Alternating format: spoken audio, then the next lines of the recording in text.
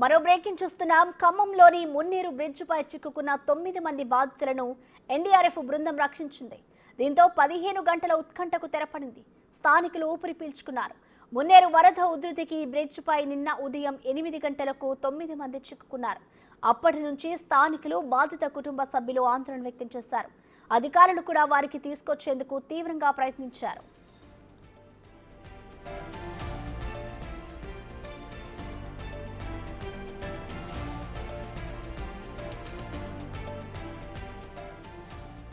రంగంలోకి దిగిన ఎన్డీఆర్ఎఫ్ బృందం ఎట్టకేలకు వారిని జేసీబీ ద్వారా కాపాడింది. దీంతో స్థానికులు ఊపిరి పీల్చుకున్నారు.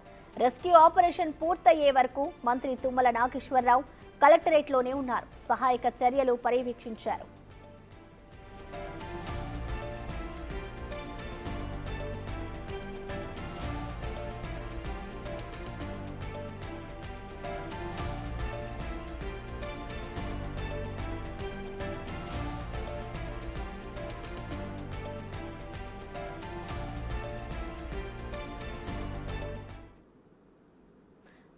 దీనిపై మరింత సమాచారాన్ని మా ప్రతినిధి భాస్కర్ లైవ్ అందించే సిద్ధంగా ఉన్నారు ఖమ్మం నుంచి. భాస్కర్, చెప్పండి. ఎట్టకేలకు నిన్న 9 మంది, దాదాపు 9 మంది అయితే మున్నేరు బ్రిడ్జ్ పై చిక్కుకున్నారు. ఎట్టకేలకి వారిని అయితే ఎన్డీఆర్ఎఫ్ సిబ్బంది కాపాడింది. ప్రస్తుతం అసలు ఖమ్మంలో పరిస్థితి ఏ విధంగా ఉంది? వారిని ఎప్పుడు బయటకు తీసుకొచ్చారు భాస్కర్?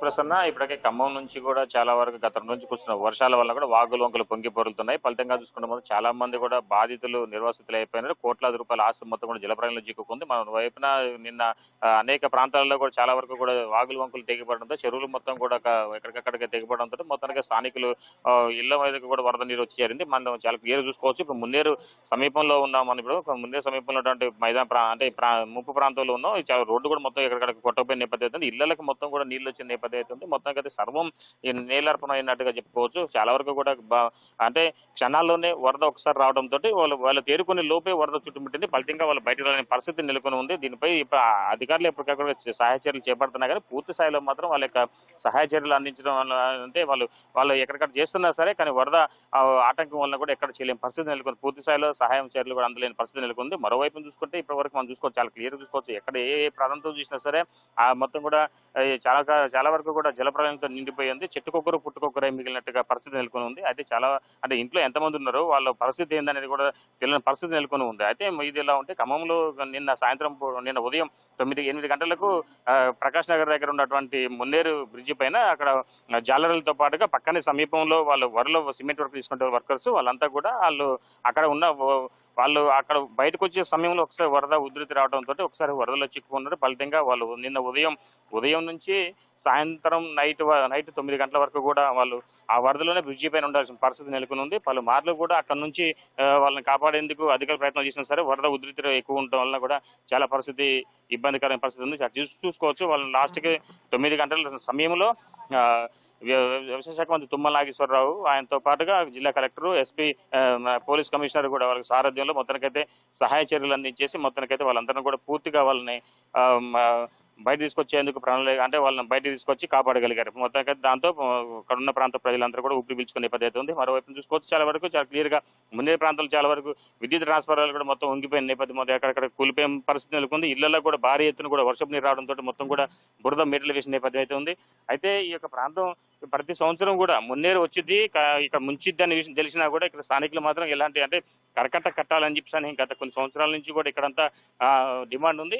కానీ ఆ కరకట్ట కట్టే విషయంలో మాత్రం ప్రభుత్వాలు మారినా కానీ తమకు మాత్రం ఈ యొక్క కరకట్ట నిర్మాణ విషయంలో మాత్రం అడుగు ముందు పోలేదనేది ఆవేదన వ్యక్తం చేస్తున్నారు. అదే కరకట్ట ఉంటే ఇలాంటి పరిస్థితి వచ్చేది కాదు అనేది కూడా ఉంది. అయితే ఇది ఎలా ఉంటే ఇప్పుడు మనం చూసుకోవచ్చు, చాలా వరకు మున్నేరు చాలా క్లియర్ కనపడుతుంది మనకి. మున్నేరు నుంచి వరద సుమారు ఒక 600 నుంచి ఒక మీటర్ల వరకు కూడా ముందుకు వచ్చిన నేపథ్యం ఉంది. ఫలితంగా 40 అడుగుల పైకి వచ్చిన మున్నేరు వరద ఒక్కసారిగా సమీపంలో ఉన్న పలు ప్రాంత ప్రజలందరూ కూడా ఒక్కసారిగా ముంచేసింది. ఫలితంగా అనేక కాలనీలు మొత్తం కూడా ఇక జలప్రలయం చిక్కుని చెప్పుకోవచ్చు. ఇది ఎలా ఉంటే ఒక పాలేరు విషయం చూసుకుంటే పాలేరులో కూడా భారీ ఎత్తున కూడా వర్షం నమోదైంది. అయితే ఆ ప్రాంతంలో కూడా వచ్చిన వరదకు ఒక్కసారిగా అక్కడ కూడా 3 ప్రాణాలు నెలకొన్న పరిస్థితి అయితే నెలకొని ఉంది. మరో కొంతమంది అయితే ఆ ప్రాంతం నుంచి బయటపడేందుకు బయటకు వెళ్తున్న తరంలో కూడా వృద్ధులు కూడా బయటకు వెళ్ళిన పరిస్థితి ఏర్పడింది. అయితే ఈ యొక్క మొత్తానికైతే మద నియోజకవర్గం కూడా సుమారు 200 మిల్లీమీటర్ల వరకు వర్షపాతం నమోదైంది. ఆ ప్రాంతంలో ఎర్రపాలెం మండలం, అదేవిధంగా మధిర మండలంలో కూడా అత్యధిక వర్షపాతం నమోదు కావడంతో ఆ ప్రాంతంలో ప్రజలు చాలా వరకు కూడా కట్టుబడులతో బయటకు వెళ్ళాల్సిన పరిస్థితి నెలకొంది. ఒక చాలా చెరువులకు గండిపడింది. మొత్తం చెరువులు తెగిపోవడం వలన ఇలాంటి విపత్తు ఏర్పడిందని కూడా వచ్చింది. ఒక క్లౌడ్ అంటే ఈ యొక్క క్లౌడ్ మేఘాలు మొత్తం బరస్ట్ కావడం వల్లనే ఇలాంటి పరిస్థితి విపత్తు వచ్చిందనేది కూడా స్థానికులు చెప్తున్న నేపథ్యం ఉంది. అయితే ఈ ప్రాంతం ఒకటే కాదు, మొత్తానికైతే మాత్రం ఈ ఖమ్మం గత 40 సంవత్సరాల్లో ఎన్నడూ లేని విధంగా ఒక్కసారిగా వరద ఉధృతి ఎక్కువ కావడంతో గత సంవత్సరం కేవలం 30 అడుగుల మేరకే వచ్చినటువంటి మున్నేరు ఈసారి మాత్రం 10 అడుగులు పెరిగిపోవడంతో అత్యధికంగా వచ్చింది. ఫలితంగా చూసుకుంటే మాత్రం అంతా కూడా జలప్రలయంలో చిక్కుకుంది. అయితే ఈ ప్రాంతం ఒకటనే కాదు, చాలా వరకు కూడా ఖమ్మం ఉమ్మడి జిల్లా వ్యాప్తంగా చూసుకుంటే మాత్రం ఒకవైపు మనుగూరు పరిస్థితి కూడా అలానే దాపురించింది. ఆ మనుగూరులో కూడా సుమారు ఆ మనుగూరు మండల కేంద్రం మొత్తం కూడా ఒకసారిగా జలప్రలయంలో చిక్కుకొని అక్కడ కూడా మొత్తం కూడా ముంపుగా తయారైంది. అయితే వైరా కూడా మరి ఏ ప్రాజెక్టు చూసినా సరే నిండుకు కుండలా తయారైనా కానీ చాలా వరకు కూడా అలుగుపట్టాలు, మరి కొన్ని అయితే లింకు చెరువులు మొత్తం కూడా ఎక్కడికక్కడికి గండిపట్టడంతో వరదపోటు ఎక్కువైపోయింది. ఒకవైపు ఆకేరు, మరోవైపు పొడిమేరు నదికి ఒక్కసారిగా మున్నేరుగా తాకిడి తగలడంతో ఆ ప్రాంతంలో చాలా వరకు కూడా వరద పోటు ఎత్తింది. ఫలితంగా చూసుకుంటే మాత్రం గతంలో ఎన్నడూ లేని విధంగా వరద ఉధృతి ఎక్కువ వచ్చింది. అయితే ఏ కాలనీ చూసినా సరే మొత్తం బురద కన్నీరే ఉందని చెప్పుకోవచ్చు. సర్వం కోల్పోయి కట్టుబట్టలతోటి ఉన్నటువంటి నిర్వాసితులు ఉన్నారని కూడా చెప్పుకోవచ్చు ప్రసన్న. అయితే ఇలాంటి ఘటనలు అనేక పర్యాయాలు వస్తున్నా కానీ వీళ్ళు నేర్చుకున్న పాఠం అయితే మాత్రం ఒకటి, ఎప్పుడైనా మున్నేరు వస్తే ముంచిద్ది, కాస్త బాధపడినా సరే తర్వాత తేరుకొని తమ సంపాదన వైపే మొగ్గు చూపెట్టిన ప్రజలకు పూర్తిగా శాశ్వత పరిష్కారం చూపెట్టాలంటూ ఆవేదన వ్యక్తం చేస్తున్నారు. ఇప్పటి వరకు కాసేపు క్రితమే ఇక్కడ జిల్లా కలెక్టర్ ముజిమల్ ఖాన్తో పాటు సిపి పోలీస్ కమిషనర్ ఇక నిర్వాసితులతో మాట్లాడి సహాయ చర్యలు అందిస్తామని చెప్తున్న నేపథ్యం అయితే ఉంది.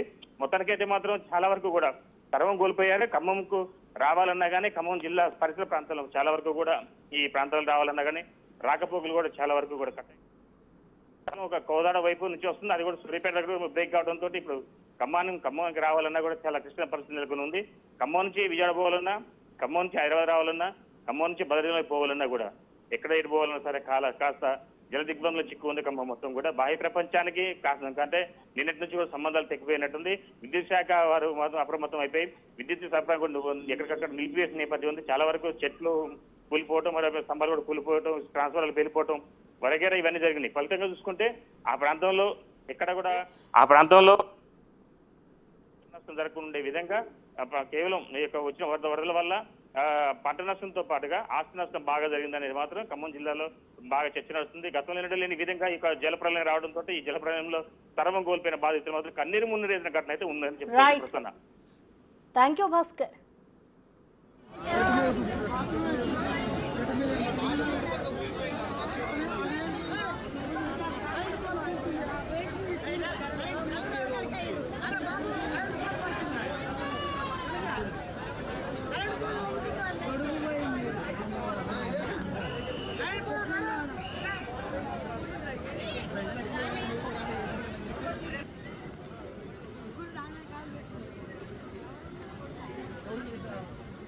తండ్రి కొడుకు తల్లి